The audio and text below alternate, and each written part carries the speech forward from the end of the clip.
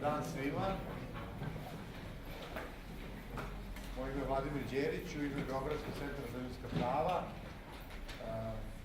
saradnika i kolega i prijatelja Vojina Dimitrijevića. Želeo bih da vam poželim dobrodošlicu na treće memorijalno predavanje za Vojina Dimitrijevića. Nastavak će naravno biti na engleskom, kao i svake godine, a samo sam još teo jedno obaveštenje na srpskom. U subotu, 8. oktobra, u Centru za kulturnu dekontaminaciju, biće predstavljeno novo, ili tako kažem, reizdanje knjige Strahovlada Vojina Dimitrijevića, koji izdaje Bogosvatan Peščanik, koji je i na engleskom, znači to je prevod na engleski, i na srpskom jeziku, i tom prilikom biće održana tribina na kojoj će učestvovati gospođa Vesna Pešić, Vesna Rakić-Vodinelić, Dejan Ilić, profesor Marko Milanović i možda još nekom. U svakom slučaju biće zanimljivo. And now moving back to the memorial lecture. As I said, this is the third memorial lecture for Vojin Dimitrijević, which is organized by the Belgrade Center for Human Rights and by Vojin's friends and collaborators. This is also done in cooperation with the European Society of International Law, and the lecture will also be available at the website both of the Belgrade Center for Human Rights and of the European Society of International Law. And let me once more greet you, this time in English, and express my welcome and appreciation that you have come to this lecture today. This is the third in a series of annual lectures. The idea was to have a lecture by the leading scholars in the fields in which Vojin was publishing and writing, and which were the fields of his lifelong interest, and that is human rights protection, international law, and international relations. The other element, or the other idea, is also to have a contemporary discussion, to have a discussion of contemporary issues on these lectures by the leading scholars, also reflecting another, I would say, characteristics of Vojin's intellectual life and struggle, and that was his permanent and continuous interest for social issues and for a general picture, so to say, and not only to have focus on the purely scholarship or scholar side of the matter. Before, we had two lecturers. First one was Rosalind Higgins, a judge and the former president of the International Court of Justice. The second one was by Professor Fausto Pokar, who was also former president of the International Criminal Tribunal for former Yugoslavia. And now, as his third lecturer at these memorial lectures, we have equally distinguished, and I would say really a leading scholar in the field of international law, Professor Kristijan Tomušat. It is very hard to summarize in these few minutes his really rich scholarly and also international career. I would just give a few highlights, so to say, and you will see that this really illustrates this very rich and interesting, I would say, life in the field of international law and international relations. Professor Tomušat was, as a scholar, he was professor and the chair of international law at, most recently, Humbolt University for many years. He's a leading German, European, and international scholar in the field of international law. His last book is Human Rights Between Idealism and Realism, and you can also find it in the Serbian translation. It had 3, I believe, editions. He published extensively, and I'm not going to go through all the publications, but I would like also to say that apart from his many scholarly articles and many books, he also participated in two major contributions of German scholarship to the scholarship of international law. One is the commentary of the UN Charter, which was first, I believe, published in German and then in English. And the second one is a major commentary on the Statute of the International Court of Justice, which is really a leading, or perhaps the only so comprehensive treatise in the field. As a scholar, as an expert, Professor Tomušat was a member of the International Law Commission. He is also a member of the Institut de Droit International. So also in his international career, he was a member of the first composition of the Human Rights Committee, and he was a member for many, many years. Later on, he served at various international expert missions, and I would mention just two of them, which I think also have some importance for Serbia as a post-war society. He was chairing or was a rapporteur related to conflict in Guatemala and human rights violations in Guatemala, and that was in the 90s, and most recently Professor Tomušat was a member of one expert mission which dealt with human rights and international humanitarian law violations in Gaza, where he was also appointed by the United Nations. He served on many panels, on many courts. He argued before the International Court of Justice, European Court of Human Rights, etc. So this is really an experience that comprehensively covers almost the entire field of international law and international relations. Today, Professor Tomušat will give his presentation, give his talk on the topic of Syria and the challenge to the international system and human rights protection. And I believe that both Professor Tomušat as a leading scholar and this very, very acute topic really fulfill what we intended to have with these memorial lectures in honor of Professor Vojinu Dimitrijeviću. Thank you, and Professor Tomušat, please have the floor.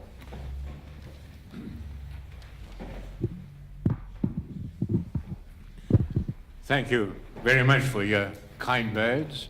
I hope you can understand me, and Mr. President, dear Branka, dear friends and colleagues. It is for me a great honor and pleasure at the same time to have been invited to speak here in Belgrade in commemoration of Vojin Dimitrijević, who left us all too early 4 years ago in 2012. He and I were for many years members of the Human Rights Committee, working together for the defense of civil rights. Yet we were more than professional colleagues. We became true friends, notwithstanding all the differences which seemed to separate us. He had been nominated and promoted by a so-called socialist government. I had been nominated by a government from the West. But Vojin could not be classified as a lawyer advocating socialist positions. He knew the socialist system perfectly well from his own personal experience, having become aware of its deficiencies and weaknesses, which was indeed not too difficult. On the other hand, he also nurtured no illusions about the inconsistencies of Western policies, the gap which many times opens up between high-sounding proclamations of principles and actual practices that just follow opportunistic reasons.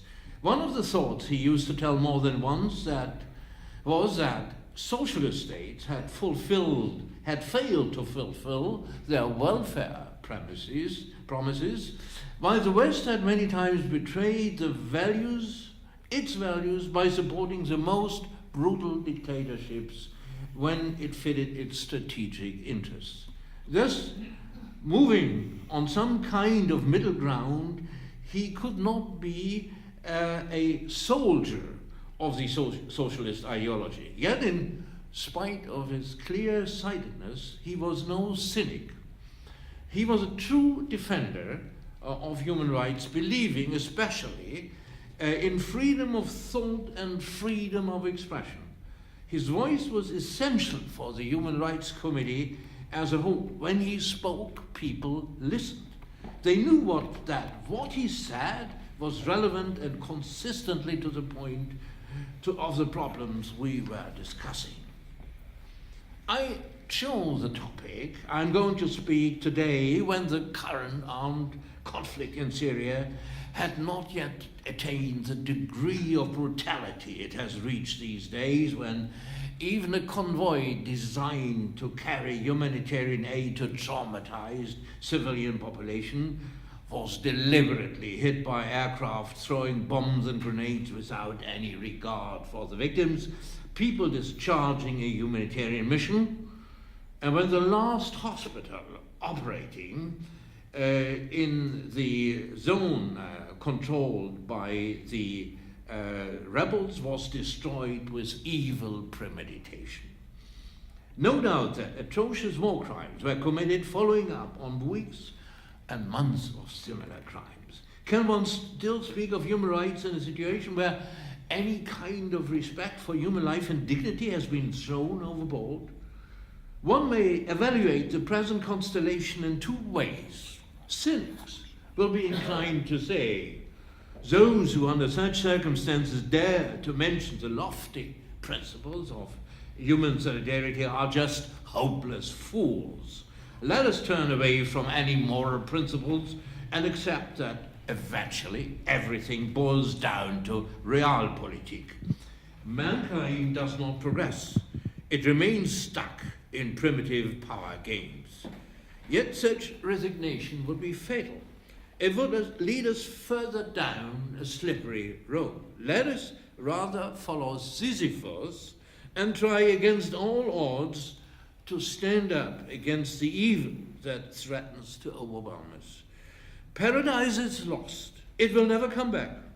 But we should never lose hope, relying on our strengths and stubbornness as human beings. A system for the protection of human rights was artfully constructed in the aftermath of World War II. Has it stood the test of time? The armed conflict in Syria puts it to a rough ride day by day. It is a matter of common knowledge, and I'm saying trivial things, that human rights were born as a discipline of international law after the horrors of the Nazi regime that unleashed World War II. All of us Europeans suffered during that crazy and criminal war, people in the former Yugoslavia being hit atrociously before the war machine set into motion by Germany came back and hit its authors with deadly force as well. Those who conceived of the new world organization, the United Nations, after the failure of the League of Nations, were eager to prevent the recurrence of such a bloody conflict, at the base of which was lack of respect for the value and dignity of the human person. They wanted to make the world a better place. Therefore, they included in the purposes and principles of the UN, enunciated in Article 1.3, the promotion and encouragement of respect for human rights and fundamental freedoms for all, without distinction as to race, sex, language, or religion. This was an important step. It meant that the new UN institutions would be entitled to look into practices which until that time had been considered as a domestic chasse gardée, not to be touched from outside. Yet the decision taken at San Francisco had no institutional backing. The Charter refrained from specifying by what means the lofty principles of human rights were to be ensured. An aura of vagueness surrounded the new concept. The only clear indication was Article 68 of the Charter, which provided that the Economic and Social Council was to establish, inter alia, a commission for the promotion of human rights. On the opposite side, Article 2.7 stated that the United Nations was not entitled to intervene in matters which are essentially within the domestic jurisdiction of any state, a provision that seemed to exclude any kind of dealing with human rights matters, which indeed were at that point almost unanimously classified as coming under exclusive domestic jurisdiction. How can you seriously conduct a policy intended to strengthen human rights if you are prevented from scrutinizing their real, concrete impact at the grassroots level? It was clear that sooner or later a clash or a series of clashes would occur. You all know that after some time, it took more than 20 years, Article 2, Paragraph 7 was knocked out. The adoption of the two international covenants on human rights in 1966 marked the transition to a new stage where human rights became a common treasure of mankind. Eventually, in 2005, the General Assembly proclaimed the famous responsibility to protect that clarified once and for all that human rights are more than abstract principles, that they must be transformed into a living reality on the ground under the supervision of the international community. In the case of Syria, the antagonism between words and deeds, between high-sounding declarations and a reality that lags far behind, is particularly worrying and alarming. Syria was one of the first countries to ratify the International Covenant on Civil and Political Rights on the 21st of April 1969. It was state number 5. And it presented immediately a candidate for the Human Rights Committee, an experienced diplomat, who later, in his 2 years as a member of the committee, did not take the floor once. It then submitted, Syria, but somewhat hastily, its first report, consisting of just 1 page, where the government affirmed proudly that everything was nice and fine in its country. Obviously, a lot of naivete to avoid the word cover-up underlay its first steps within the framework of the covenant. The current situation in Syria looks bleak, as you all know. Through a merciless civil war, the country has been largely destroyed.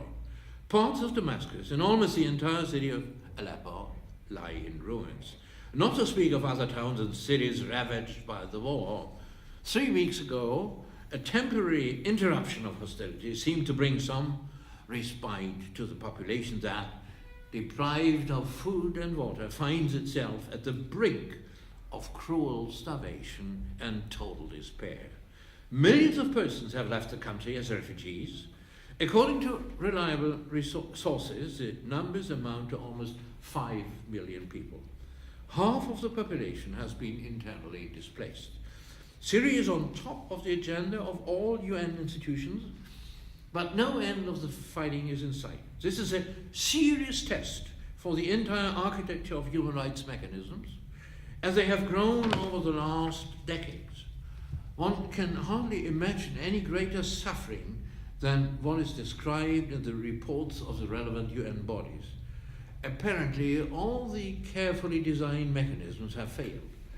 Syria finds itself in the grip of forces nobody seems to be able to control any longer, and the great magician, able to heal all the wounds, has not yet appeared on the stage. This is not the lecture of a historian, yet some basic facts should be recalled. For decades, the political situation has been tense, in particular because of frictions between the different religious groups. But the current stream of violence is generally traced back to February and March 2011. First, limited protests broke out concerning issues such as rural poverty, corruption, freedom of expression, and the release of political prisoners. A subsequent high point was reached in the town of Dara when governmental forces shot, arrested, and tortured children accused of painting anti-government graffiti on public buildings. Since that time, the violence has continued almost unabated, interrupted only by short periods of hostility, of cessation of hostilities. Armed resistance groups emerged that soon established themselves in a considerable number of towns and cities in the north of the country. After a short while, the situation became even more complex by the influx of foreign fighters and the involvement of the so-called Islamic State that rapidly brought large swaths of Syrian territory under its control. On the part of the Syrian government, where President Assad seems to be the uncontested leader, the Russian Federation has assumed a supportive role. The Russian Air Force is engaged in almost daily attacks against the rebels, not taking any account of the needs of the civilian population, which has been the target of bombardments with a high blood toll for months. On the other hand, some of the rebels, the so-called moderate rebels, enjoy the assistance of the United States. The conflict has now been going on for 5.5 years, almost as long as World War II. It has been, and still is, a challenge for the international community.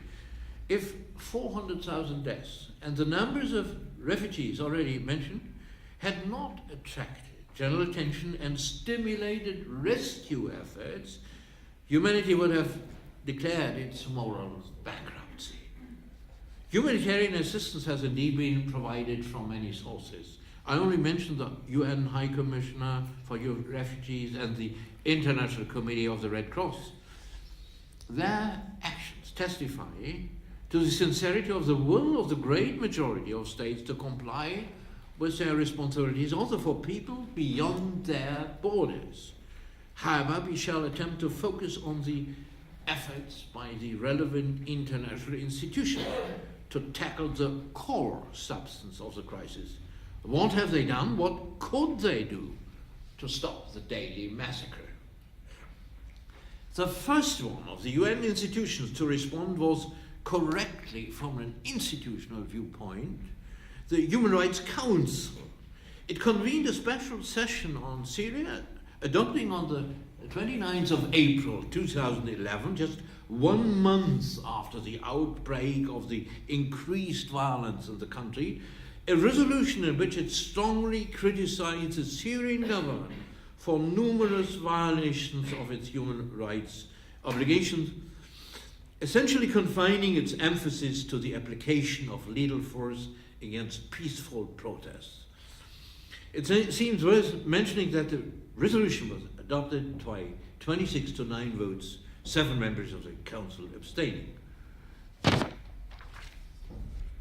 The situation worsened so rapidly that the Security Council also felt prompted to intervene, complying with its mandate to ensure international peace and security in accordance with General Assembly determination that a life-threatening internal situation may come within the purview of that concept as well, international peace and security. In a presidential statement of 3 August 2011, it condemned the, and I cite, the widespread violations of human rights and the use of foreign force against civilians by the Syrian authorities, and stressed already in August 2011 that those responsible for the violence should be held accountable. Finding that its appeal, as well as the cautious admonition by the Security Council, had remained fruitless, the Human Rights Council convened a second special session on Syria a few months later in August 2011. In the ensuing resolution, it used stronger language. It openly addressed the atrocious crimes committed by the security forces of the regime by stating, and I quote, strongly condemns the continued grave and systematic human rights violations by the Syrian authorities, such as arbitrary executions, excessive use of force, and the killing and persecution of protesters and human rights defenders, arbitrary detention, enforced disappearances, torture and ill treatment of detainees, including of children. It felt free to resort to such blunt and straightforward formulations without any diplomatic regards, because in the meantime it had been able to take note of the report of a fact-finding mission dispatched by the Office of the United Nations High Commissioner for Human Rights. This time, when at the second special session the Human Rights Council adopted a resolution, the number of opposing votes shrank to 4. It was China, Cuba, Ecuador, Russian Federation. A hardcore of states bound together not by a common concern to protect human rights, but by a common political ideology anxious to provide support to an important ally of the Russian Federation. As before, however, the Human Rights Council still remained silent about any possible infringements of human rights committed by opponents of the regime. In order to dispose of an unchallengeable factual basis for its activities, the Human Rights Council also established an auxiliary body entrusted with collecting evidence. In more than 10 reports, the Independent International Commission of Inquiry on the Syrian Arab Republic has assembled indeed a mass of materials that establish cogently the criminal conduct of the Syrian security forces. Going much beyond simple violations of the relevant rules on permissible conduct and civil war, those materials demonstrate that continuous and consistently war crimes and crimes against humanity have been committed. Western states attempted to use the potential of the Security Council as soon as possible, hoping to put an end to hostilities by an authoritative injunction of the highest organ of the World Organization. They submitted to the Security Council a draft proposal which, in a sober way, hinted that those responsible for the violence that had engulfed the Syrian people should not escape responsibility. In paragraph 3, the draft proposal stated, "Recall that those responsible for all violence and human rights violations should be held accountable."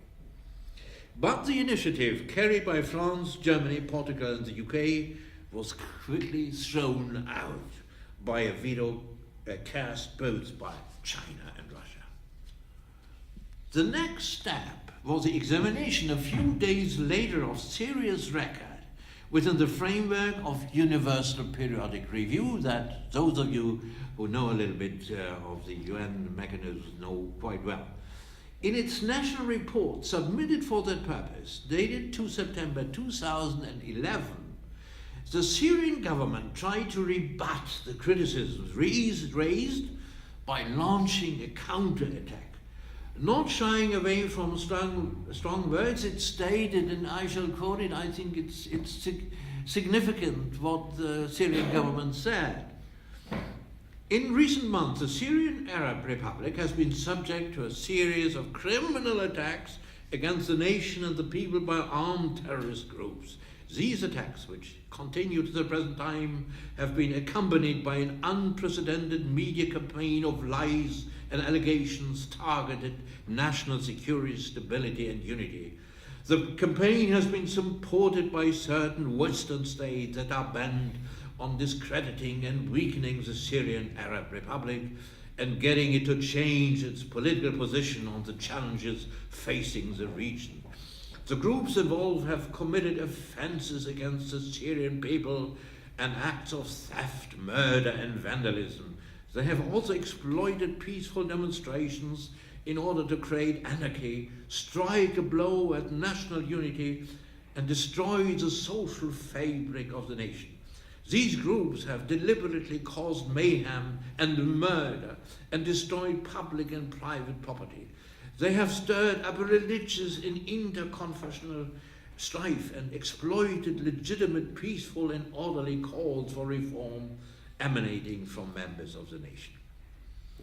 In the ensuing discussion, which took place on 7 October 2011, Syria found backing for its position only by a small number of states, in particular, again, Cuba, Nicaragua, Russia, Bolivia, Ecuador, Venezuela, Democratic Republic of Korea. Significantly enough, it rejected recommendations destined to ensure minimum conditions for the reign of the rule of law, such as, for instance, place all places of detention under the effective judicial supervision and apply international standards for the treatment of detainees. That was a proposition by Canada, rejected.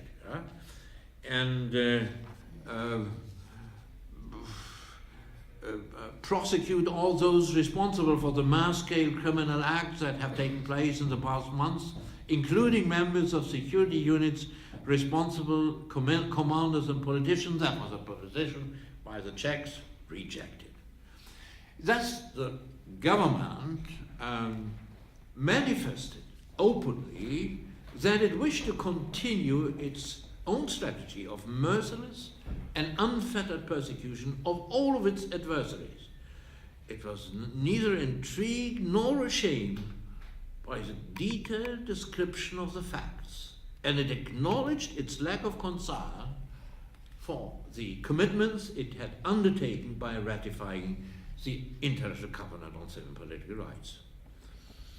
A decisive test for the veracity and credibility of the manifold allegations against the Syrian regime came about when finally the General Assembly took up the matter in 2012 during its 66th session, some 8 months after the violence had made its impact felt on Syrian society. A group of sponsors had prepared a draft text more drastic than ever before.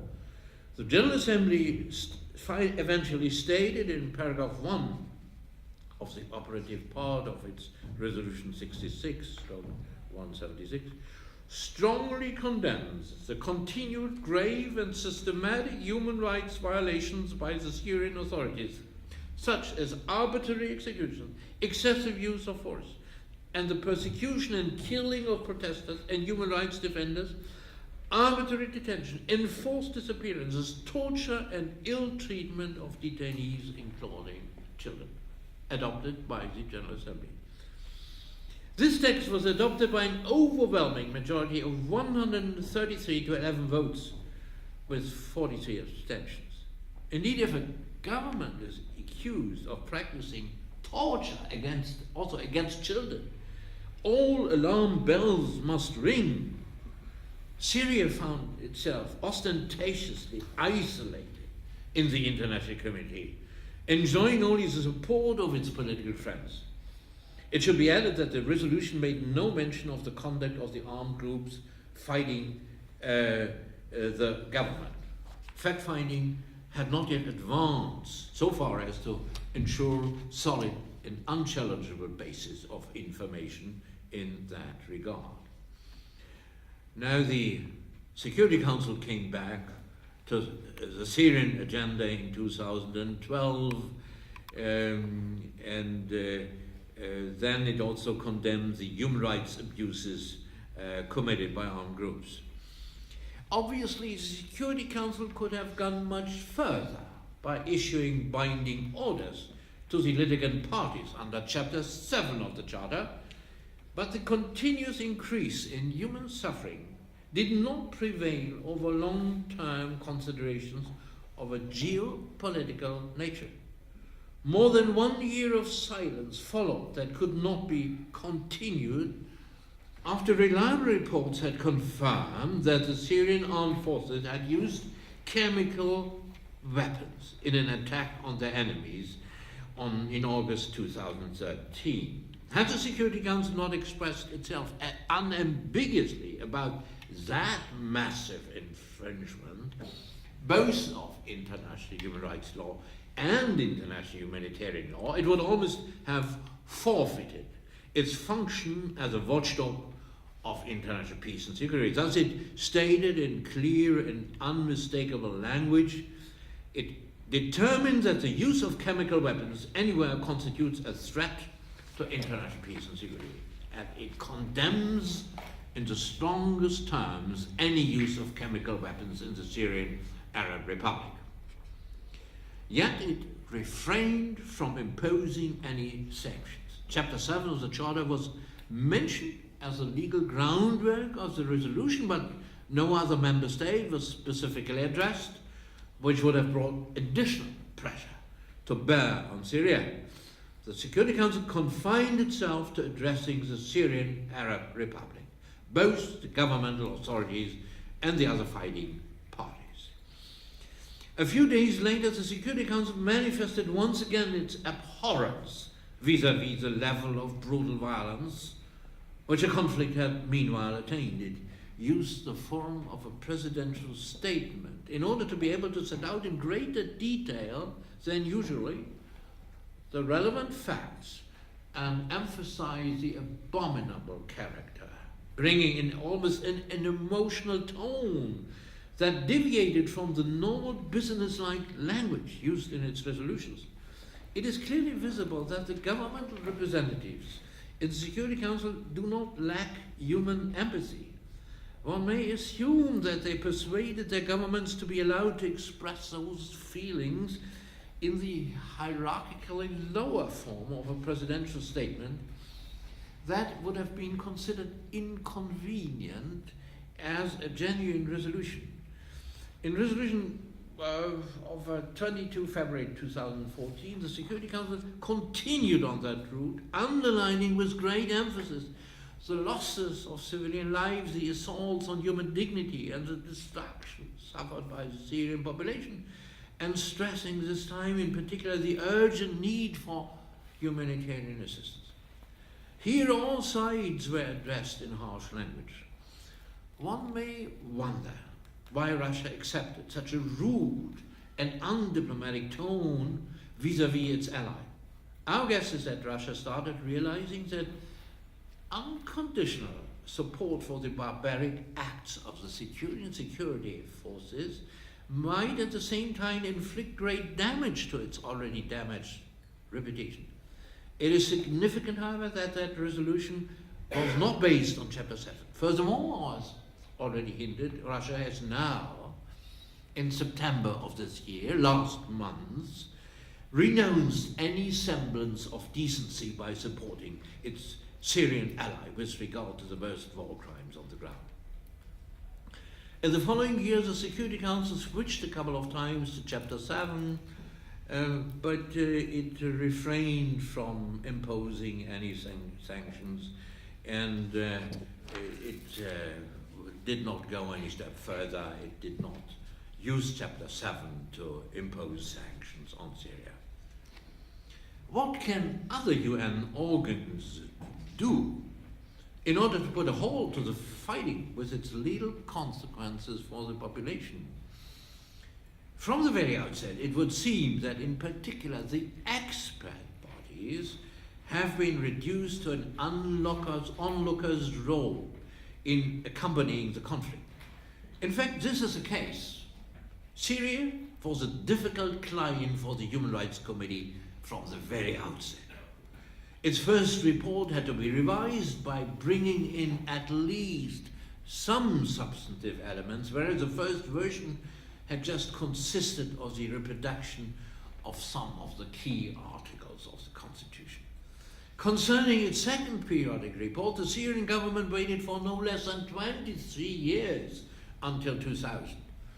In its concluding observation, the Human Rights Committee noted that the death penalty had an excessive scope of application, that it had been apprised of numerous extrajudicial executions and disappearances, of torture and mistreatment of inmates in prisons, and that the judiciary did not seem to enjoy any real independence.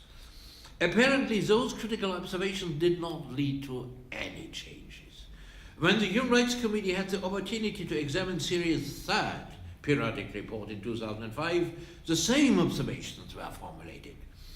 The members of the Human Rights Committee must have had the impression that the Syrian authorities had not bothered to take any measures with a view to overcoming the deficits that had been identified.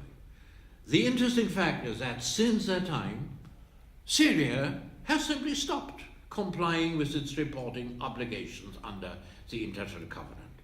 No new report has been received. The fourth periodic report was due in 2009, 7 years ago.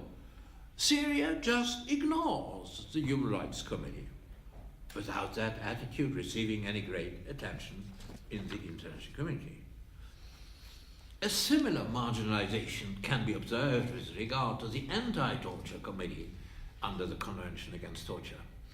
Syria had ratified the CAT, the Convention Against Torture, in 2004. It submitted its first report, which was due in 2005, in July 2009 only, was 4 years late. The CAT committee considered that report on 3 and 4 May 2007, emphasizing in its concluding observations, in particular, the many allegations of a widespread practice of torture, present especially in secret detention centers. 1 year later, after the tremendous increase in uncontrolled violence, the CAT committee requested by a letter of 23 November 2011, which means half a year after that violence had broken out, a special report on the deteriorating situation. The Syrian government refused to provide such a report, arguing against the letter of the CAT that the committee was not empowered to make such a request.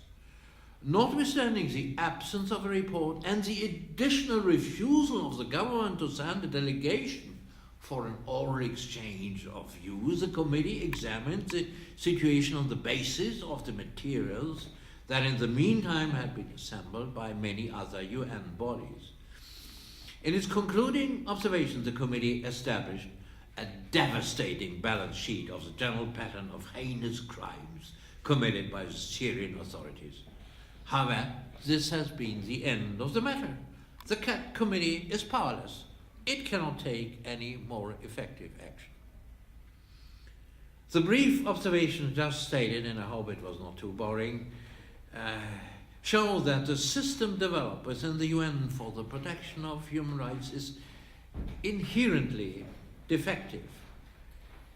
The expert bodies designed to discharge the main burden of monitoring have only a limited arsenal of devices at their disposal. The concluding observations which they address to a country after having examined its report presuppose that the responsible governmental authorities are prepared to listen to criticism and to introduce consequentially the requisite changes. The procedure is based on the persuasive force of dialogue, where arguments are put forward by the relevant expert body on the one hand, and where a government, as the addressee of ensuing recommendations, carefully considers that evaluation of the human rights situation in its country. This system works generally with countries where the rule of law has firm foundations and where civil society follows attentively the monitoring performed at international level. Normally, Western European countries take the observations addressed to them very seriously, complying scrupulously with them. This does not exclude controversies where issues of principle are at stake regarding the correct interpretation of the treaty instrument concerned. The concept of dialogue means that the states parties also have their word to say. They do not lose their right to propagate their specific interpretation of a treaty clause of a treaty clause because an expert body suggests another understanding of any such clause.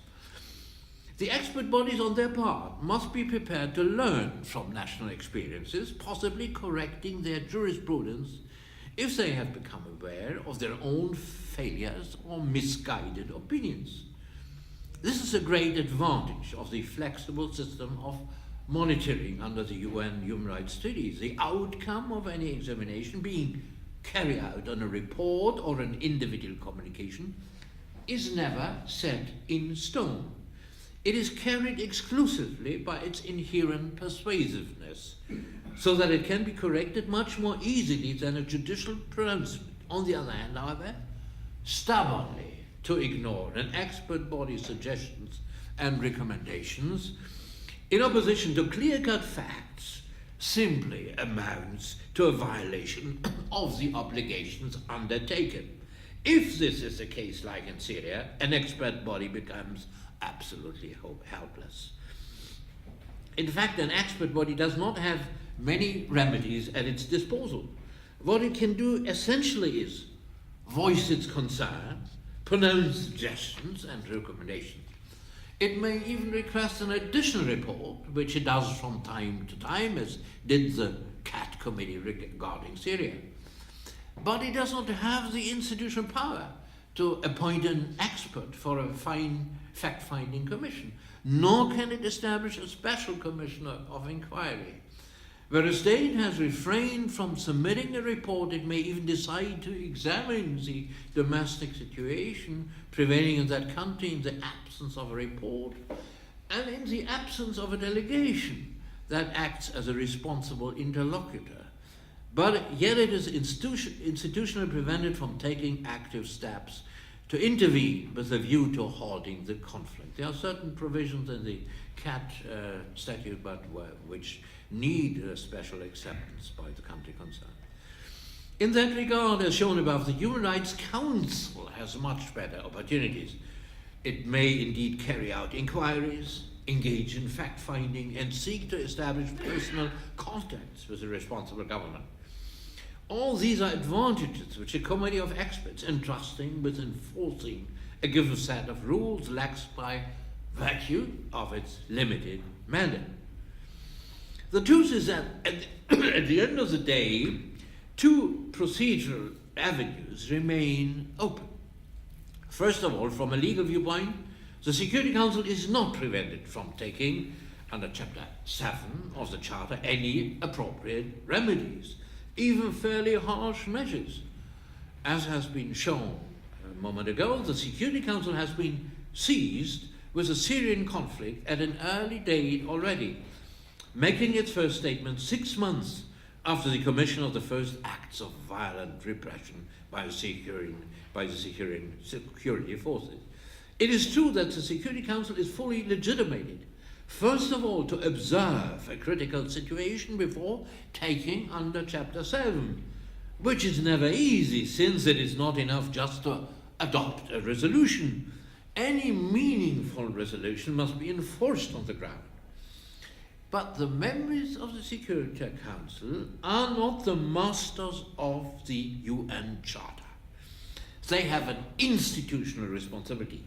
The International Committee has entrusted them with a mandate to ensure international peace and security in the interest of the entire International Committee. Obviously, the permanent members of the Council are burdened with a heightened responsibility. By reason of the veto power which they enjoy, they can completely paralyze the Council. Are they entitled to make use of their veto power according to their individual preferences, according to their whims and fancies? The answer is clearly no. They cannot get rid of their institutional responsibility by virtue of their own political choices. It is true to say so once again that no procedural remedies exist. There is no actor entitled to sue a permanent member of the Security Council for failure to discharge its responsibilities. Yet this lacuna in the arsenal of available legal devices does not take away the substantive link of responsibility that may even turn into criminal responsibility. There are many situations where on the most diverse and justifiable grounds the Security Council may refrain from taking action. Many times interference by means of armed force would have the effect of worsening the situation. On other occasions, the available means would not suffice to overcome a hostile regime. Lastly, many times it would be unclear against whom an international armed force operations should be directed, all sides committing barbarous acts. In Syria, however, all limits of exculpatory defenses have been exceeded. Since weeks and months, the civilian population, including schools and hospitals, has been bombarded to such an extent that it would be preposterous simply to speak of regrettable collateral damages. These very days, the civilian population is threatened with death from starvation, the food reserves in the beleaguered city of Aleppo having been nearly exhausted, and the water supply being stopped because of the destruction of the main water tubes or pipes. Without water, every human being faces rapid death. This is no speculation, no conjecture. It is a simple truth. The Russian Federation has all the means at its disposal to bring to a sudden halt the armed conflict on the ground in Syria if it stopped its air support for the armed forces of President Assad. The mass murder could be stopped from one day to the next. Obviously, the armed conflict will not be over. However, an agreement between the Russian Federation and the United States could provide a framework leading onto a path to a ceasefire and eventually peace. To put it bluntly, we are facing openly planned war crimes that could be easily prevented and do not go away once rebel forces are constrained to capitulate in view of the high number of civilian casualties. If the Russian Federation, in particular, their political leaders who determine how the country's role in the Security Council is performed, and their military leaders who direct and carry out the attacks on the civilian population, does not change its unlawful behavior vis-à-vis the encircled population, they simply incur international responsibility in accordance with the general rules of public international law, as they were enforced in Nuremberg 70 years ago by the victorious alliance made up of France, the Soviet Union, the United Kingdom, and the United States. Neither the Russian Federation nor the United States have ratified the Rome Statute of the International Criminal Court. As a consequence, the ICC has no jurisdiction over the persons that act on behalf of these two countries.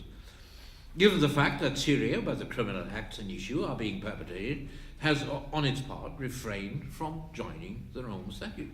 However, substantive criminal responsibility and actual prosecutability are not the same.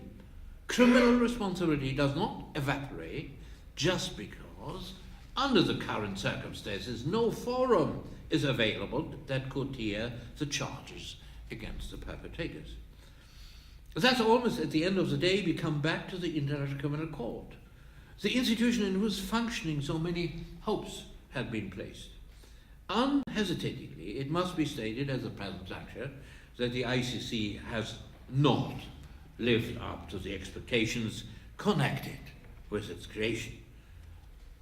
During its first 10 years of operation, it handed out just one final judgment. Its record has improved slightly during the last 4 years since prosecutor Fatou Bensouda from Gambia took over. But the overall number of final judgments is still disappointingly low, remaining under the benchmark of 10. The recent sentencing of the Malian national Al-Kaki al-Mali may have improved that record of the court a little bit. Yet it would be somewhat audacious to see this judgment as a real sign of hope come true. The trial against the perpetrator lasted only 3 days. He had made a confession, thus the case was more or less uncontroversial. In particular, it had the blessing of the African world. The court, which had been many times criticized on account of its alleged anti-African attitude, was redeemed of those charges all of a sudden by posing as a defender of African values.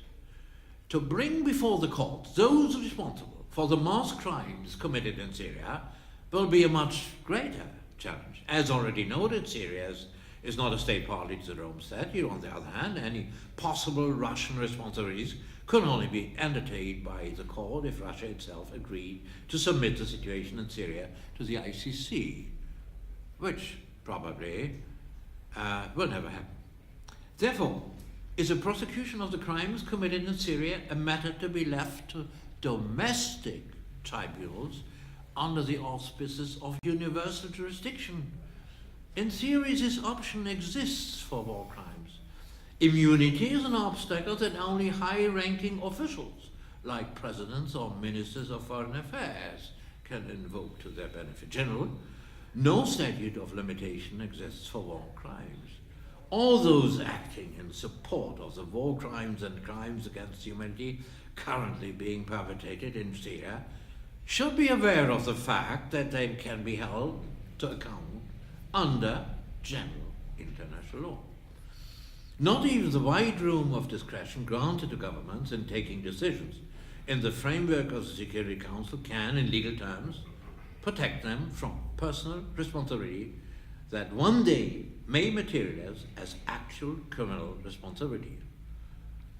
A first step of actual relevance could be the establishment of a documentation center that collects the names of all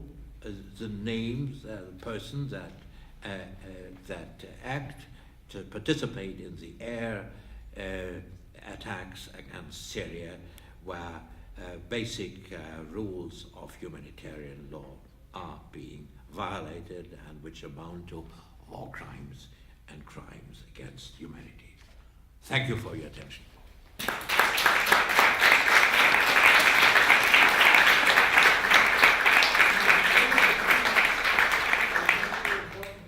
Thank you, Professor Tomušat. Professor Tomušat will now take your questions. Please.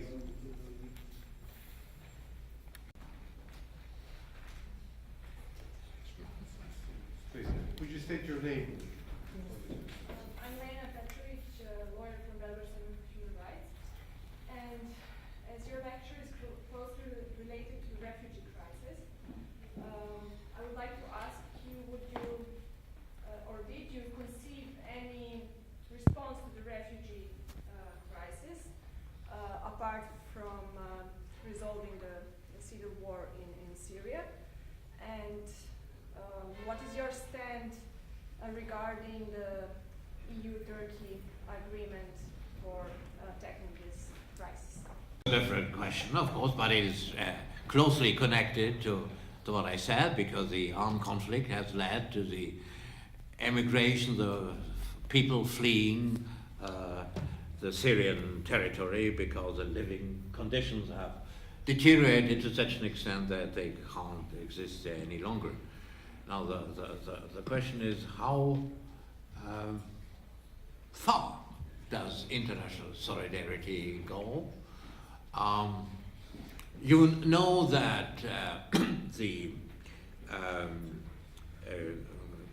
Strasbourg Convention on the UN Convention on Refugees does not establish a right to asylum. This is sometimes not seen by journalists who believe that there is a universal, worldwide right of asylum. The Universal Declaration of Human Rights in 1948 stated very cautiously that you have a right to seek asylum. You may apply for asylum, but the Universal Declaration does not speak of a true right of asylum. Now the European Union has a legal regime which is much more generous, and under the regime that was established under European Union law, everyone has at least a subsidiary right to be received if he lives under conditions of civil war, where his life is generally threatened. You know that the right of asylum presupposes that you are individually threatened, that your life or your personal integrity are specifically, that you are the target of abusive governmental measures. Now the European Union has gone much further and all of a sudden the European Union finds that it is very difficult to live up to those promises which have been laid down by internal legislation of the European Union.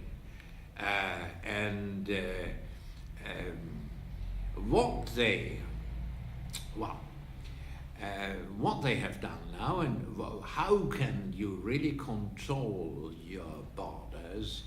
How can you prevent the influx of people? That seems now to be the main purpose of all the policies. How can we prevent people from coming to us?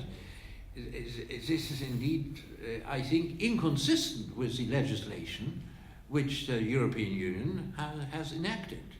And you know that our Chancellor, our German Chancellor, I'm not going to say my Chancellor, she is the German Chancellor, of course. She said in that famous speech, "Wir schaffen das," which was interpreted as a general invitation for refugees to come to Germany. Which she said, no, she didn't want to say that, it was a different kind of meaning, but it is some kind of challenge which even Germany finds difficulties to cope with, to comply with that promise. And you know, that agreement with Turkey about Turkey taking back refugees, it's a very complex agreement, and I do not wish to make a statement here, you know, in a way, in a somewhat superficial way, without having examined that agreement in detail, but I think it is fraught with very deep legal problems. Thank you. Enough said.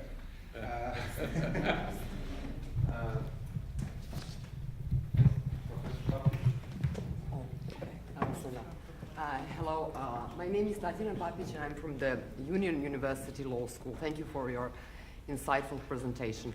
I wanted to actually know a little bit more on the note you mentioned at the end of your presentation, which related to the usage of the national legislation by way of universal jurisdiction of prosecuting those who perpetrated atrocities in Syria. So my question would be related to the practice in Germany. As far as I know, Germany is using its code on crimes against international law to prosecute certain low-ranking officers who participated in the conflict in Syria. So I would be interested to know if you have more information on that, whether the code is applied in respect to the territorial presence of an indictee in Germany, and how many cases are there related to the application of this code? Well, German tribunals have dealt with in the past with a number of cases from the Eastern Congo. There are a number of people who were convicted and sentenced. Afterwards, you know, then I think the authorities were inclined to send those cases to the ICC in order not to be burdened with all the complexities of such cases. These are enormous difficulties when you have to, for a national tribunal, you know, to hear a case, for instance, which happened somewhere in the Eastern Congo, to hear the witnesses. Do they then have to send to Germany to give oral testimony? Is that really reliable? You need a translation. It is also it's an enormous financial expenditure, no? And I don't know to what extent our ministers of justice in the different länder impart instructions to the to the prosecutors, well, to be very cautious in that regard, not to take up cases, where you find someone who allegedly has committed war crimes. But this is a legal position. Under the Geneva Convention, the Geneva Convention have those clauses on universal jurisdiction, and if you find someone, you're even obligated to prosecute him or her. Mostly it's him, because those people are male persons, not normally no women are involved. But we had a couple of cases in the past which are real cases, and the prosecution brought those cases before the tribunal, and those people were indeed convicted and sentenced. So that does exist, but it doesn't function very well, because of the general difficulties which any prosecutorial body knows quite well. Such a proceeding may take a year or 2 years. It may block, lead to the blockade of a tribunal for a very long time. So, of course, the ICC is in a much better position. The ICC has a budget of $120 million per year, whereas a small tribunal somewhere, I don't know, in any German town, it could hardly deal with it. I have a brother-in-law who in Germany had to deal. He was a president of a camera, a chamber of the Oberlandesgericht in Düsseldorf, and there was a murder case among Afghans who were in Germany, and the trial lasted for 2 years. Now, during that time, his home had to be protected by barbed wire. All the windows, they had to be replaced by bulletproof windows, and his life was changed. He was carried by an armored car every day to Düsseldorf from Wuppertal, where he lived. It took 2 years, and it was a case only among Afghans in Germany. So it had not the additional element of having to proceed to inquiries on the spot somewhere in a foreign country. So it is terribly complicated and also terribly expensive, of course. I don't know whether this is a legal argument that this is but it really has an impact, and nobody easily takes up such a case. Okay, well, let me just add one sentence that there were perhaps not on the basis of the same law, but there were a couple of cases of people committing or being accused of committing war crimes on the territory of the former Yugoslavia, who were then prosecuted because they were found by German court and prosecutors because they were found in Germany. There was one question there, please. Angela Moore, UNHCR. I was wondering, you mentioned R2P early in your remarks, and I was wondering what impact you think that non-intervention may have on the doctrine of R2P and its continued relevance, given that there has been, as you chronicled, such an extensive documentation of egregious human rights violations in Syria. If R2P isn't relevant there, then what continued relevance do you think the doctrine would have? Well, responsibility to protect RTP, I think everyone understands what RTP means, responsibility to protect. Invented in 2005, the General Assembly stated that all states have a responsibility, which is nothing new. Under human rights law, it was, in that regard, it was not new, but the new element was that the Security Council was authorized by the General Assembly to engage in such situations, in internal situations, because the formula of the Charter is international peace and security. That internal problems may come under the concept of international peace and security. That was a new element. And my new approach is that, well, even personnel, even persons acting for the Security Council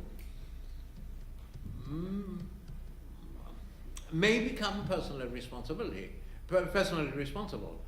R2P says, well, if the state itself does not take any appropriate measures, the Security Council should step in. So no unilateral humanitarian intervention by a state, like as that happened in Kosovo, where the International Committee, or many states at least, said the situation in Kosovo is so terrible because genocide is being committed, we must intervene without any authorization given by the Security Council. That was a case of unilateral intervention, which in the past we called humanitarian intervention. But, well, my new accent is that, well, government people, or also people in the military, and I have spoken explicitly about the Russian Federation. I think that there may be a responsibility which does not come from RTP. It comes from those good old-fashioned rules of the Geneva Conventions, where you have to abide by those rules, and well, air pilots who bombard hospitals, they're simply war criminals, and I think the principle of universal jurisdiction does apply.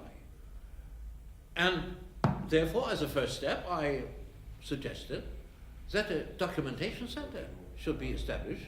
I don't know who can do that. Probably it must be, first of all, a private initiative, but the suggestion could be carried to the Human Rights Council, requesting the Human Rights Council to do that. Maybe as a first step, as a kind of warning also. It is an uphill struggle, It's like Sisyphus, the famous Albert Camus, his novel about Sisyphe, Le Mythe de Sisyphe, and it is always, protecting human rights is always an uphill struggle.